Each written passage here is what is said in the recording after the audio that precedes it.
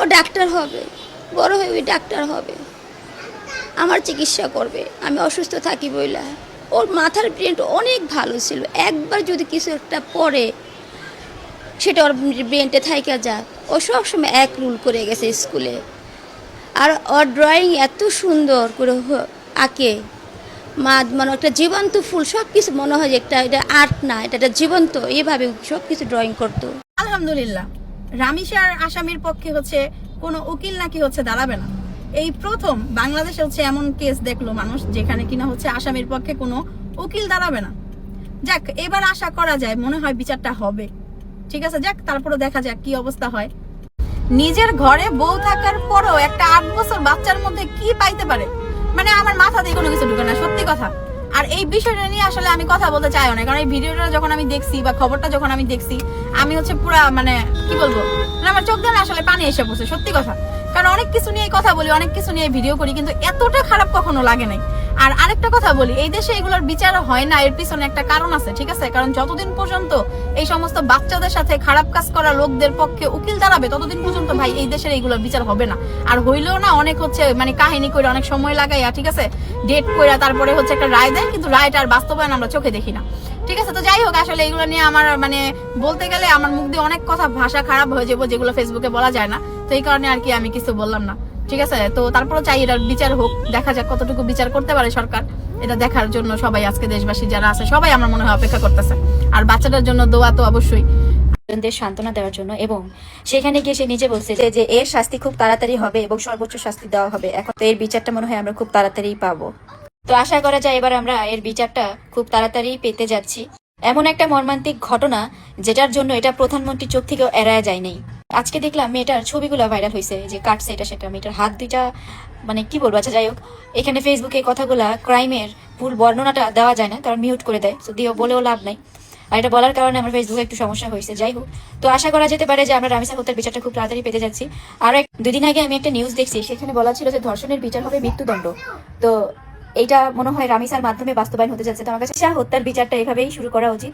And তারপরে যাই হবে না কেন, সবার একটাই নির্দেশ থাকবে যে ধর্ষকের যেই বিচার হবে সেটা হচ্ছে মৃত্যুদণ্ড অথবা ফাঁসি। তো অনেক অনেক ধন্যবাদ আমাদের গভর্নমেন্টকে, যে এই অবস্থায়, এই পরিস্থিতিতে রামিসার ফ্যামিলিকে যে এইভাবে আশ্বাস দেওয়া, এটা আসলে অনেক বড় একটা ব্যাপার। তাদের বাচ্চাকে আসলে নর্মাল ভাবে হারায় নাই, খুব খারাপ ভাবেই হারাইছে। বলা নাই, করা নাই, জাস্ট 5 মিনিটের মধ্যে একটা মানুষ নাই হয়ে গেল, এই চোখের সামনে, এই নাই, বডি একদম খন্ড করে ফেললো। মানে সেকেন্ডের মধ্যে মা বাইরে থেকে দরজা ঢোকাইতেছে আর ভিতরে এই কাজ চলতেছে। মানে এটা বিশ্বাস করা যায়, এটা কল্পনা করা যায়? যাই হোক, রামিসাকে আল্লাহ জান্নাত নসিব করুক। ছোট বাচ্চাটার সাথে এরকম করলো, একটু আত্মা কাঁপে নাই মানুষের? কিছু না বললে আপনারাই বলেন যে কেন ব্যাপারটা নিয়ে কথা বলি না। আবার যখন কিছু বলি তখন 2-1 জন থাকে না, 2-1 জন জ্ঞানী মানুষ এসে বলে যে কেন এইসব ব্যাপার নিয়ে কথা বলি। আরে ভাই, আপনি জানেন যে এগুলা বলি দেখেই যে এগুলো আলোচনায় থাকে।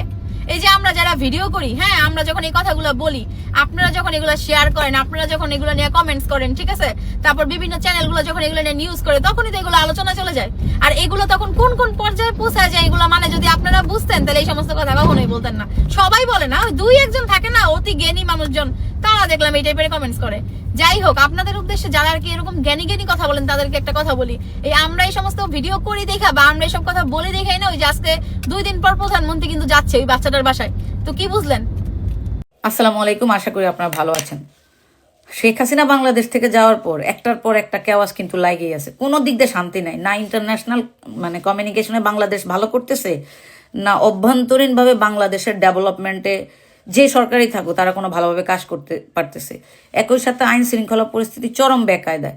তো এগুলার প্রত্যেকটা কি বাংলাদেশে যারা জুলাইয়ের স্টেক তারা করতেছে, নাকি বাংলাদেশের রাজনৈতিক দল যারা বৈধ রাজনৈতিক দল এখন তারা করতেছে? কেউই কিন্তু এগুলোর সাথে সম্পৃক্ত না। আপনারা যারা হাসিনার লোকজনকে এখন জেলখানায় রেখে দিয়েছেন, এরা জেলখানায় বসে বসে এই সমস্ত অপারেশনগুলো চালাইতেছে। টাকা তো এদের অভাব নাই, এরা টাকা খরচ করতেছে। এবং বড় দুঃখজনক বিষয় হচ্ছে, গত 17 বছর বিএনপির যে সমস্ত নেতাকর্মীরা অভাবে অনটনে আপনার রাস্তাঘাটে ছিল, ঘরবাড়িতে থাকতে পারে নাই, তারা তাদের সরকার গঠন করার পর দল থেকে যে সামান্যতম বেনিফিট পাওয়া উচিত সেটাও তারা পাইতেছে না। কারা পাইতেছে? আওয়ামী লীগের 17 বছর যারা আওয়ামী লীগের সাথে আতাত করে বাংলাদেশে ছিল, ব্যবসা বাণিজ্য করছে, তারাই ওই সিন্ডিকেটের সাথে আবার ঐক্যবদ্ধ হয়ে এখন তাদের পকেট ভারী করতেছে। ওই তৃণমূল রাস্তার ফকিরই আছে। ধরেন রামিসে একটা মেয়ে মারা গেছে, ধর্ষণ করে তাকে কল্লা ফেলে দিছে, চিন্তা করেন কত ডেঞ্জারাস। এরপর এর কি বিচার হইব না বিচার হইব, প্রধানমন্ত্রী গিয়ে তার পরিবারের দায়িত্ব নিচ্ছে কেন ভাই? এটা কি কোনো দুর্যোগে বাচ্চাটাকে মারা হয়েছে, নাকি বন্যা পরিস্থিতিতে তাদের বাড়ি ভাইসা গেছে, আপনি তাদেরকে 2 বান্ডেল টাকা দিয়ে আসলেন? কয়জনকে দিবেন আপনারা? গত 3 মাসে কতগুলো বাচ্চা ধর্ষণ হয়েছে, এটার হিসাব আছে প্রধানমন্ত্রীর কাছে? কয়টা বাচ্চার দায়িত্ব নেবেন আপনি? মানে এক্সট্রা অর্ডিনারি 1-2টা বাচ্চার দায়িত্ব নেওয়ার কোনো মানে অধিকারই তো নাই আপনার। পুরা বাংলাদেশের প্রত্যেকটা মানুষের দায়িত্ব আপনাকে নিতে হবে। এই যে এগুলা দেখায়, এই যে ছ্যাবলামিগুলা করে না, যারা আশেপাশে চামচাগুলো আছে এগুলো করার জন্য উদ্বুদ্ধ করে, এগুলো হচ্ছে আসল বড় শয়তান রাক্ষস। এরাই মূল স্যাবোটাইজকারী এই সরকারের। তো যাই হোক, আমার কথা হচ্ছে, ধরেন আইন শৃঙ্খলা পরিস্থিতি ভালো নাই একটা দেশে, মাদক স্পট প্রত্যেকটা বর্ডার এলাকাতে, আপনারা ওগুলা কেন নিয়ন্ত্রণ করতে পারতেছেন না? আইন শৃঙ্খলা বাহিনী কি করতেছে, বা গোয়েন্দা সংস্থা কি করতেছে? আবার ধরেন আর্মি ব্যারাকে চলে গেছে, তারা গত পরশু ঘোষণা দিছে তারা আর বাইরে থাকবে না, সরকারের আইন শৃঙ্খলা বাহিনী কাজ করবে। ওমা, এটার পরে দেখি গত 3 দিনে ধর্ষণ এবং খুনই হয়েছে প্রায় আপনার 15-20টার উপরে। এটা কি মানে জোকস নাকি বলেন? দেশে কি জঙ্গি মানে তৎপরতা বাড়ছে?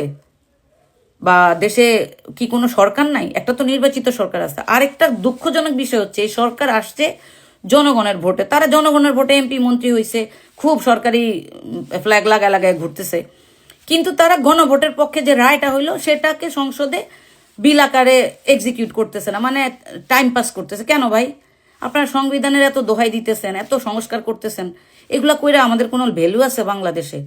গণভোটের পক্ষে মানুষ ভোট দিছে, সেটা এক্সিকিউট করেন, জনগণ তাহলে আপনাদের পক্ষে থাকবে। আপনাদের বিপক্ষে নেওয়ার জন্য জনগণকে যে উত্তেজিত করতেছে আপনাদের ভিতরে থাকা লোকজন।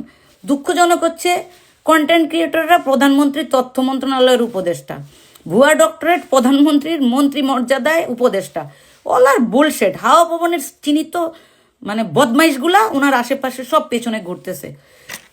মানে সিএসএফ এসএসএফ এ যারা দায়িত্ব পালন করতেছে, ইটস লাইক এ ফান, প্রধানমন্ত্রীর উপর মানুষ ঝাঁপায়া পড়তেছে, ভুয়া ভুয়া বলে স্লোগান দিচ্ছে স্বরাষ্ট্রমন্ত্রীকে, প্রধানমন্ত্রীকে। এটা তো লজ্জা লাগে আমাদের। সরকারের 3 মাস না হইতে স্বরাষ্ট্রমন্ত্রী ভুয়া হইলো কেমনে?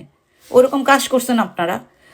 তরুণ প্রজন্মকে বেয়াদব বলেন, হোয়াট এভার ইট ইজ, কিন্তু যেই ছেলেগুলার কারণে জুলাই সংগঠিত হয়েছে, বেগম জিয়া জেল থেকে বেরোইছে, তার শেষ মানে কবরে যাওয়ার যে বিদায়টা, সেটা সম্মানজনক হয়েছে, তাদেরকে থোয়াই কেয়ার করতেছে না। বুড়া বুড়া নেতারা তাদেরকে মিথ্যা ভাষায় দিতেছেন আপনারা।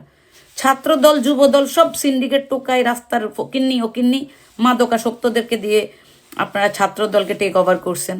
আবার ক্যাম্পাস দখল করার জন্য গুন্ডা পান্ডা পাঠাইতেছেন। প্রত্যেকটা জায়গায় দলীয়করণ করতে গিয়া অযোগ্য